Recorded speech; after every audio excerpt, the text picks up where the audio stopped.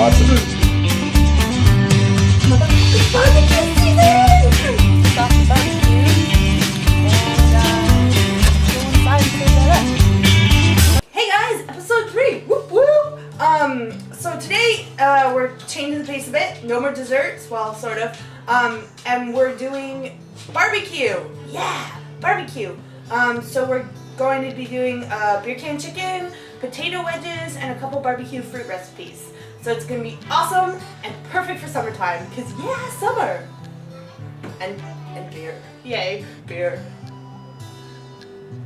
Okay, so starting with the wedge fries. Get your taters, have them nice and washed, and we're going to cut them into fry shapes. So I find typically if you slice it 3 or 4 times one way, flip it, slice it 3 or 4 times the other way. I have left the skins on my taters because I like wedge fries with skins on them. If you don't like potato skins, you can peel them. A lot of work, but depends on how strongly you feel for or against potato wedges.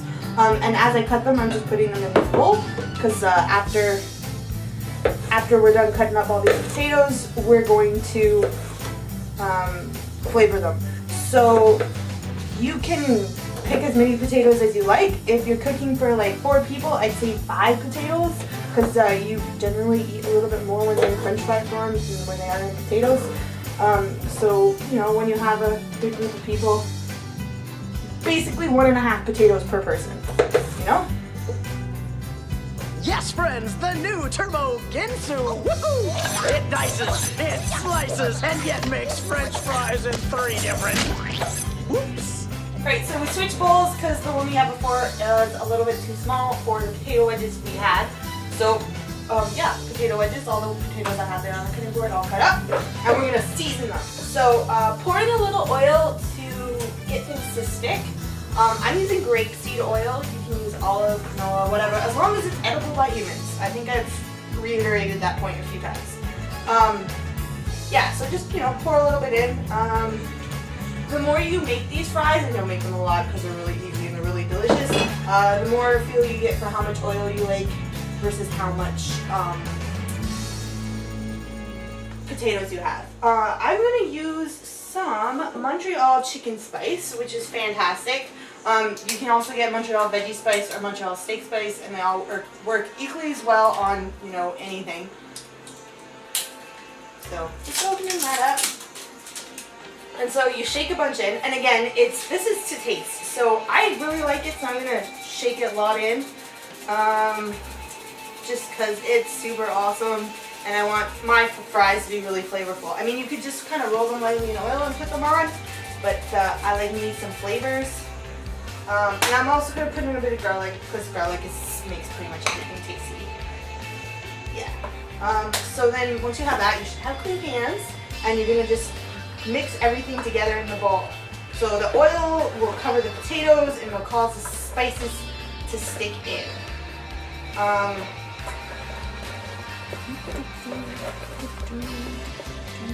them in flavor. Okay, so we're going to transfer your potatoes to this baking tin. You can buy them at the dollar store. They come with lids. Get the ones with lids because they cook better. Or we sometimes buy family lasagnas and then just clean the tin out and then use it because, 3 hours, guys, reduce, reuse, recycle. Yeah, so I'm going to put this on the cutting board and dump the potatoes in. So pour your potatoes in. There's a lot of potatoes. Any extra oil, you can kind of scoop it out with the potato. And then just kind of spread them around so they're all in there. And then you take the lid and close it on there. So.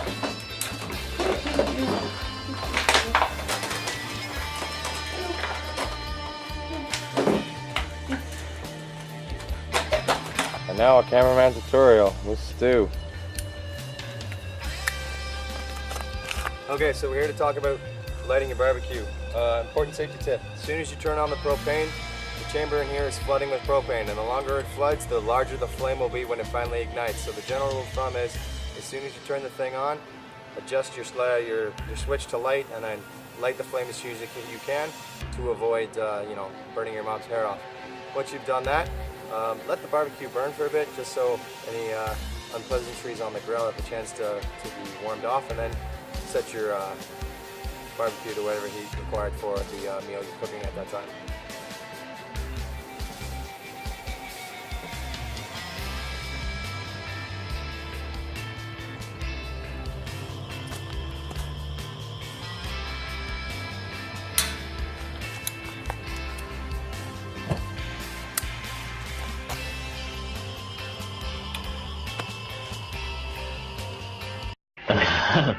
Cool. Fire! Fire! Fire! Fire! Alright, so I've got potatoes from inside. We're outside at the barbecue. I've got a heat glove on, which is basically like an awesome oven mitt for barbecuing. So you know, no barbecue love without the glove. So our wonderful cameraman has lit it for me, and I'm just gonna open it up, put these babies on here, close it, adjust the temperature. So I'm gonna put it a little towards high, but not quite, you know, medium-ish. It's really dependent on your grill, so you know your grill. And we're just gonna let that sit there for a while and go back inside and get the chicken ready. Your hands should be clean while handling raw meat, but you're also gonna give this meat a good kind of wash. Chickens are on the small side, so I've got 2 of them. So you know, get some cold water, just run it over there, run it through the cavity of the chicken. And for this recipe, because we're going to be using a beer can, you're going to want your chicken to be thawed. Because if it's any bit frozen, it's going to be hard to work with.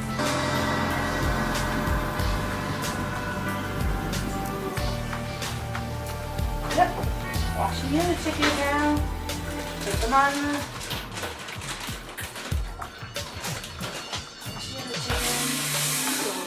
Make a mess in the Stu's kitchen.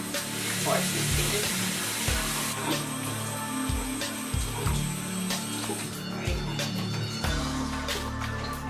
Okay, so for the next step, you're gonna need a can, not a bottle, a can of beer for each chicken and a glass. So you take your first can of beer and you pour out about 2/3 of the can into your glass because you don't want the whole can of beer going into the chicken. So yeah, it's between 1/2 and 2/3 into the glass, and then you take your chicken and bum hole the bottom part of the cavity, and you fit it over the beer can. And you see how it stands all nice like that? So, let's go over this again. What exactly did you say to Ms. Farmer? I'll tell you what he said. He asked me to forcibly insert the lifeline exercise card into my anus. Yeah. Sometimes that was actually pretty painless doing that. Sometimes you need to get a little bit more forceful, but you know, shove it up the chicken's butt. The almighty bunghole! So you do the same for the chicken, or if you have a bigger one, you only need to do it once. Or if you know it's only 2 people, according to who you're serving and how many. So yeah. Almighty bunghole! Bam. I need rollios for my bunghole! You cannot escape the almighty bunghole! Okay, so like I said, we use these pans all the time. So this one's been through a few uses, so it's gonna be good for the chicken, because we're gonna make a little bit of mess with these. So you put your chicken. I mean, you can use a cookie sheet or whatever. I just didn't want to do it directly on a cutting board. So you put your chicken on here, and you're gonna pour a little bit of beer over them, just to get it nice and moist. It does the same thing the oil did for the potatoes. It's gonna make our spices stick. So I got some more Montreal chicken spice, and I'm just gonna go all voodoo crazy on it. Kind of just throw it around and try to cover the chicken from all angles. It can be tricky. Don't, you know, rotate it, throw it a little bit on. You can use, I like Montreal chicken spice. Some people might not. You can use other types of poultry seasoning.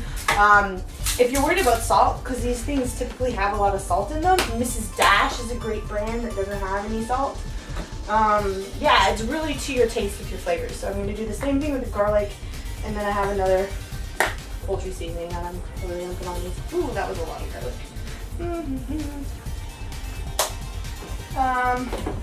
And some of this. So, yeah. I'm going to put some of that in there and sprinkle it around, put it on. You can rub it in if you know, if you're into like rubbing spices into meats. Ooh, yeah.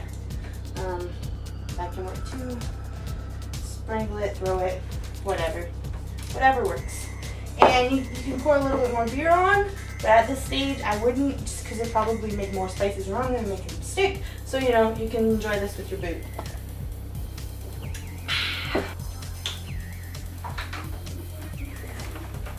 Just be really careful when you do this, because they're a little top heavy and they want to wall over.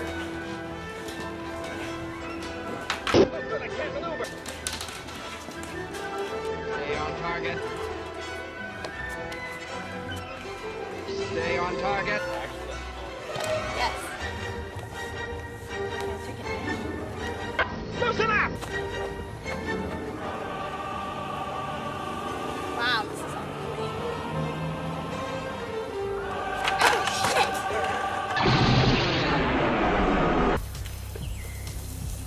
So, yeah, chicken on the barbecue. If you can get it to balance. Another chicken on the barbecue.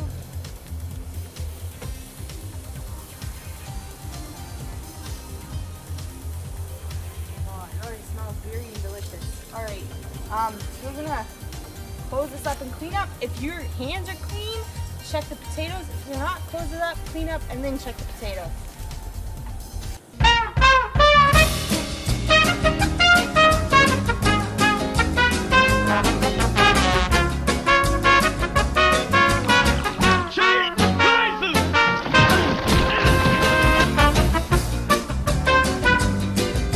Boom. You're on. Checking the potatoes. Looking pretty good, but they're not in danger of sticking, so just seal them back up. Chickens are going good on the grill. Yeah. Woo. Okay, so the chicken and the potatoes take about 45 minutes to finish cooking. So, if you know, plus or minus, depending on your grill. So you know, keep an eye on those, keep checking on them, see how they're doing. Don't let them go too long, or else you might eat burnt offerings instead of food. But in between, while you're waiting, we're gonna do some pineapple and get that ready to put on the barbecue. So you take your pineapple. This one's a little greener than I normally like to work with, but I didn't have, you know, a couple weeks to let it sit around and get more ripe. So you're gonna grab your pineapple around the kind of, I don't know if that's a stem or the leaves or what. I'm not a biologist or a botanist, so whatever. And the fruit part, and you're gonna twist it off. Actually, you can tell how ripe pineapple is, whether it's hard or easy to twist off. This took a little more force, so it's, you know, a little underripe, but that's okay because I'll have lots of juice. So you're gonna start by quartering the pineapple lengthwise. So there's half, and you're gonna turn it and do it again, and there's quarters. Now, I don't know if you can tell, but you can see how there's like a fibrous inside to the pineapple, and some people might eat them, but I don't, because it's like fiber. It's almost like you've eaten sugar cane, that kind of fibrous texture, and it's not tasty, and that's why when you get pineapple in a can, it has a hole in the center, because they've taken out that fiber. So that's the next step, is to take out those fibers. Okay, so yeah, cut that fibrous middle bit out, and it's okay if you don't get all of it, because we're going to quarter it down again, and if you need to, or eighth it I guess, if you need to take it out, then you just do it. But these are actually coming off really nicely. Put them in a compost if you have a compost. If not, you know, I don't like eating them. Most people don't like eating them. If you like eating them, eat them up. Okay, so I'm going to cut them in half again so they're easier to work with. So you know, slice everything, your quarters into half, so you're gonna get eighths because it's easier for me. You might have other methods you're more comfortable using when you're cutting pineapple. If you're more comfortable with that, use them. That's good. If you're not, you know, use my technique. Whatever works for you. Okay, so now that those are cut, we're gonna tilt them on their side. We're gonna trim off the skin. So just trim it off.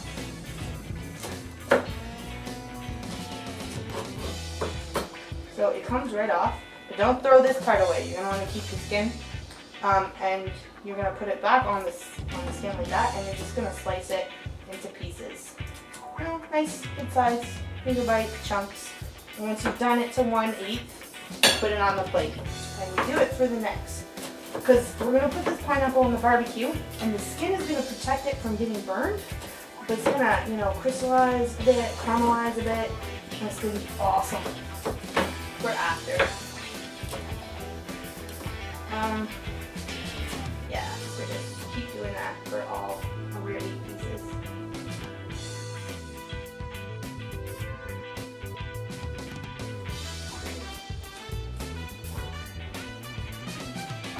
So now that we have the pineapples all cut up, so your eighths and all your little chunks on them, I'm going to put some cinnamon on them. You don't have to put it on, but I'm a big fan of it, and you know, it's to taste.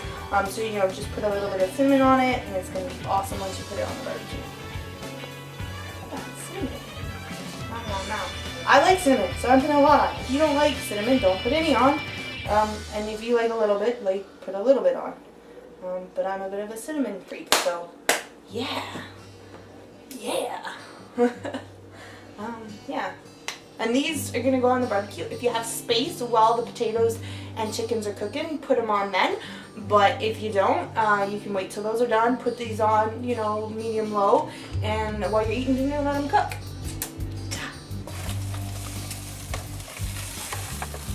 For the most part. Alright. So, chickens are done. One's a little darker than I like them. The fries are nice and cooked. You could probably leave them on a little bit longer if you want them crispy, but the amount I have in here, there's just too much of them to really crisp up. So they're gonna be soft fries. Yeah, just off the barbecue, and go inside and serve that up. Yeah, put them on a plate. They don't need to be right side up anymore. They done. Take it inside. We'll see.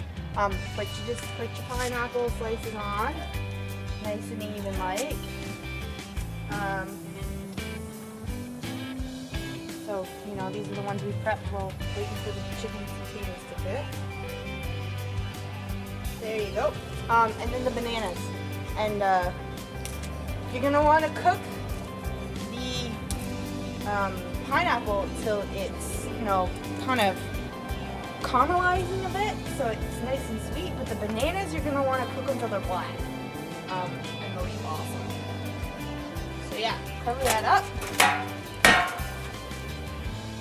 Keep an eye on it, and go inside and enjoy your chicken and potatoes.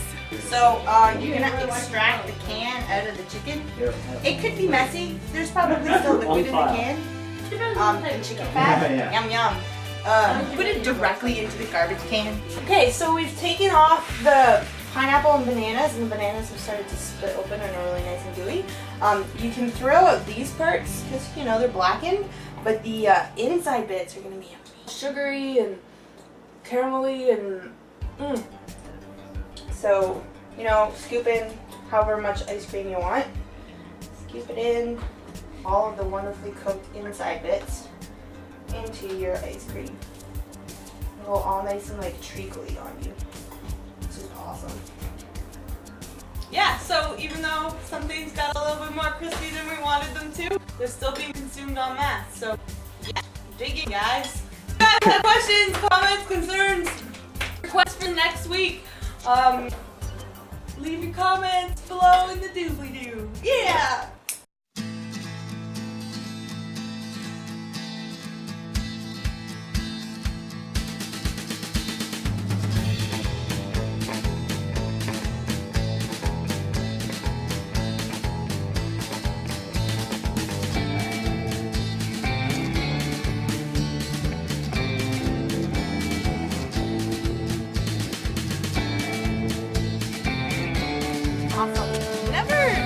do a cooking show on a barbecue you've never used before. Cooking tip for you guys today. Woo!